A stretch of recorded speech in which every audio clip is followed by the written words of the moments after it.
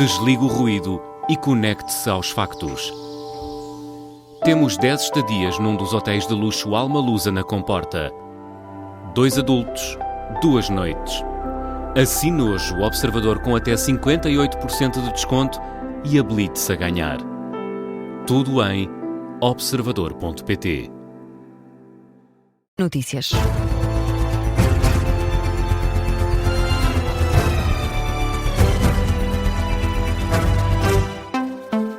Jornal das 2 da Rádio Observador, edição do jornalista José Rafael Lopes. E José, começamos na atualidade internacional. O Presidente da República e o Primeiro-Ministro condenam o incidente da última madrugada dos Estados Unidos. Houve disparos no hotel onde corria o jantar entre Donald Trump e uma série de jornalistas em Washington, D.C. António José Seguro diz que a violência não tem lugar em democracia e que qualquer ataque contra as instituições democráticas ou a liberdade de imprensa merece forte condenação. É uma reação no site da Presidência.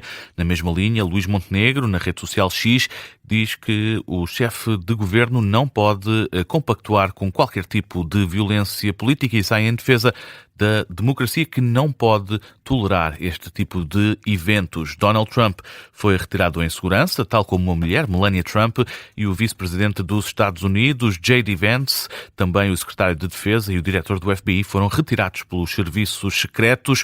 O autor dos disparos ainda baleou um agente federal, mas tinha colete à prova de bala e está a salvo. Donald Trump revelou uma imagem deste homem, que vai ser presente amanhã em tribunal. Na imagem partilhada pelo presidente dos Estados Unidos, podemos ver este detido no chão, algemado, e a imagem foi revelada pelo próprio Donald Trump. E o detido chama-se Cole Allen, tem 31 anos e é professor na Califórnia. Há pouco mais de um ano foi considerado o professor do mês, é também programador de videojogos. E não tem antecedentes criminais. Cole Allen, de acordo com os documentos da Comissão Eleitoral dos Estados Unidos da América, contribuiu até para um comitê de ação política ligado à candidatura de Kamala Harris à presidência dos Estados Unidos em 2024. As autoridades norte-americanas continuam a investigar as motivações do ataque, mas suspeitam que o atirador terá atuado sozinho. Um lobo solitário, foi assim que Donald Trump o classificou na conferência de imprensa, onde deixou também um agradecimento à prontidão das autoridades e dos serviços secretos. That was very unexpected. Foi muito inesperado. Este era um evento dedicado à liberdade de expressão que reuniu jornalistas e membros dos dois partidos, o republicano e o democrata, e de certa forma uniu-os. Vi uma sala unida. De certa forma acabou por ser um momento bonito. Há um vídeo a mostrar a violência deste ataque à nossa Constituição. Também mostra o quão rápidos foram os serviços secretos e as forças de segurança a atuar. Fizeram um ótimo trabalho. De acordo com o New York Times, os agentes do FBI estabeleceram um perímetro de segurança na casa do suspeito, na região de Los Angeles. Cole Allen, que vai ser presente a um juiz amanhã, a Procuradoria de Washington aponta para mais acusações em tribunal. Dá como certo que assim seja, à medida que as investigações continuem. E a propósito deste incidente, o especialista em segurança interna Hugo Costeira não tem dúvidas que houve uma falha de segurança flagrante. Fala mesmo numa falha clamorosa que não pode acontecer quando está envolvido o presidente dos Estados Unidos da América. O antigo presidente do Observatório de Segurança Interna diz que é preciso apurar responsabilidades, a começar pelos protetores diretos de Donald Trump, os serviços secretos. Efetivamente, há aqui ainda muito por explicar. Eu considero isto uma falha clamorosa de segurança a vários níveis. Alguém vai ter que explicar como é que isto é possível num jantar daquela natureza e com as medidas que são obrigatórias num evento desta natureza, com a presença do presidente americano e atendendo já ao histórico de ameaça ao próprio presidente norte-americano. E realmente aqui falta perceber os protocolos de resposta dos protetores diretos dos serviços secretos.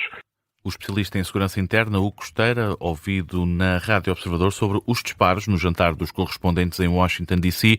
O antigo presidente do Observatório de Segurança Interna questiona ainda a demora na retirada de Donald Trump do local, em comparação com J.D. Vance, que foi retirado quase de forma imediata do local.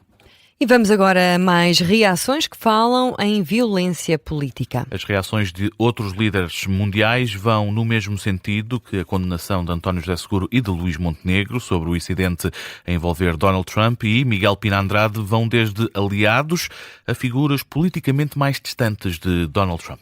O presidente francês Emmanuel Macron classifica o que se passou como inaceitável e demonstra total apoio a Donald Trump. De Espanha chega a reação do primeiro-ministro Pedro Sánchez, que escreve que a violência nunca é o caminho. Também os chefes de governo do Reino Unido e da Itália criticam o tiroteio desta madrugada. O mesmo acontece com as mais altas figuras da União Europeia, António Costa, Ursula von der Leyen e Roberta Metsola. Destaque para a líder da diplomacia da UE, Kaja Kallas, diz que um evento com o objetivo de honrar a liberdade de imprensa não se pode tornar num palco de medo. O primeiro-ministro israelita Benjamin Netanyahu escreve que está chocado com a tentativa de assassinato ao presidente norte-americano e os líderes do Canadá, México, Venezuela, Paquistão e da Índia são alguns dos líderes mundiais que condenam publicamente o incidente. Dentro de portas nos Estados Unidos, o presidente da Câmara dos Representantes, Mike Johnson, que esteve no jantar com a mulher, diz que os dois estão a rezar pelos Estados Unidos depois do que aconteceu. Já a antiga presidente da Câmara dos Representantes, Nancy Pelosi, mostra-se aliviada pelo presidente e a primeira-dama norte-americanos estarem em segurança. O jornalista Miguel Pina Andrade com as reações de algumas das figuras mundiais depois do tiroteio no jantar de correspondentes na Casa Branca em Washington, D.C. Falamos ainda da guerra no Médio Oriente. Este fim de semana não vai haver negociação entre Estados Unidos e Irão. Estava previsto o encontro entre delegações norte-americanas e iranianas no Paquistão, mas Donald Trump cancelou a viagem dos enviados especiais Jared Kushner e Steve Witkoff, uma vez que não tinha garantias de que a delegação iraniana ia mesmo encontrar-se com os enviados norte-americanos. Na análise, o especialista em defesa, geopolítica e conflitos internacionais, Pedro Ponte Sousa, explica que, apesar das linhas vermelhas do Irão nas negociações, o país tem-se mostrado sempre disponível para negociar. Isto cria, de facto, aqui um problema. Por um lado, o Irão tem toda a disponibilidade para negociar, como já se percebeu, sendo certo que não vai facilmente abdicar das suas posições, mas, ao mesmo tempo, percebe que há pouca credibilidade da parte com quem está a negociar. Declarações de Pedro Ponte Sousa no Gabinete de Guerra esta manhã, aqui na Rádio Observador. E Portugal participa a partir de amanhã no exercício militar da NATO no mar Mediterrâneo. A operação Neptune Strike decorre até quinta-feira e envolve vários países aliados, além de Portugal. Estão envolvidos países como a França, a Itália, o Reino Unido também. Segundo um comunicado da NATO, o exercício vai testar a coordenação entre as forças navais, aéreas e terrestres com o grupo de ataque do porta-aviões francês Charles de Gaulle em destaque. De acordo com a mesma fonte, o exercício inclui o uso de aviões não tripulados da NATO, baseados em Itália. O teste tem como objetivo reforçar a capacidade de resposta e integrar rapidamente as forças de ataque multinacionais. A simulação de ataque vai do Mediterrâneo até ao Mar Negro. A operação é liderada pelas Forças Navais de Ataque e Apoio da NATO, com sede em Oeiras. Esta é já a segunda edição da principal atividade de vigilância reforçada da Aliança Atlântica. O grupo de trabalho do Parlamento sobre o apagão de 28 de abril do ano passado defende que as infraestruturas críticas devem ter uma autonomia energética de pelo menos 72 horas. É uma das propostas do relatório deste grupo de trabalho que a agência Lusa teve acesso. No documento lê-se que este número é justificado pelas explicações dadas pelo presidente da entidade reguladora dos serviços energéticos. Pedro Verdelho aponta hospitais, centros de saúde e lares como exemplos de infraestruturas críticas que precisam de ter soluções autónomas de energia de emergência adequadas. Com base nisso, o grupo de trabalho recomenda que o Governo estabeleça, por via legislativa ou regulatória, requisitos mínimos de autonomia energética, fixados em pelo menos 72 horas para as infraestruturas mais críticas e não menos de 24 horas para as restantes. O grupo pede ainda que estes requisitos sejam alvo de uma auditoria periódica obrigatória, com resultados que devem ser publicamente reportados. Outro dos pontos destacados sobre o apagão do ano passado é a revisão dos limites de armazenamento de combustível em infraestruturas críticas e também no retalho alimentar. O objetivo deve passar por aproximar os valores que apresentam outros países europeus, onde é permitido até 3.000 litros de reserva. Em Portugal, esse limite é de 500. O relatório dá ainda conta de outras necessidades, como a revisão estrutural da arquitetura do Ciresp, o estabelecimento de requisitos mínimos de autonomia para redes de comunicação eletrónicas e o desenvolvimento de um mecanismo de alerta e de comunicação de emergência independente das redes comerciais. Esta proposta vai agora ser analisada pelos grupos parlamentares.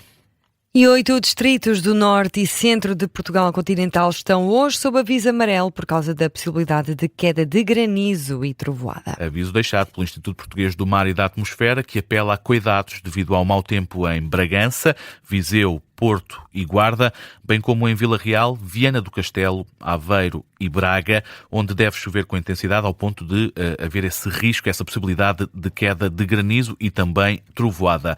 O aviso do IPMA começou ao meio-dia, vai manter-se até às 9 da noite. E assim fechamos o Jornal das 2, edição do jornalista José Rafael Lopes. Até já. Até já.